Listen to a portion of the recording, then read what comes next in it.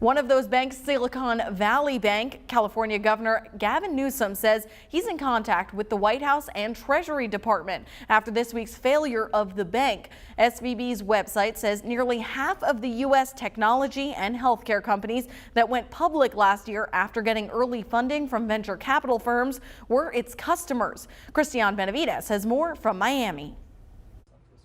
This week's rush to pull money out of Silicon Valley Bank sparked the largest failure of a U.S. institution since the 2007 financial crisis. California and federal regulators seized the nation's 16th largest bank's assets, transferring them to a newly created institution.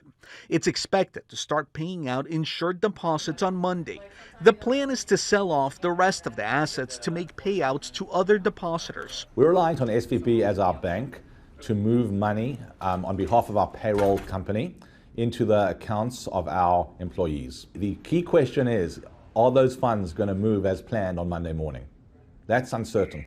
California Congressman Eric Swalwell issued a statement saying he's heard from, quote, scores of constituents who have not received their paychecks because of this crisis, putting their mortgages and financial security at risk. Working to reassure Americans, Biden administration officials said Treasury Secretary Janet Yellen is watching the situation closely. Our banking system is in a fundamentally different place than it was, a decade ago, and that the reforms that were put into place back then really provide the kind of resilience that we'd like to see. In addition to startup businesses, established companies like Shopify, Pinterest, Etsy, and Roku are feeling the impact. In a filing Friday, Roku said about a quarter of its cash, nearly $500 million, was deposited at Silicon Valley Bank, adding it was largely uninsured.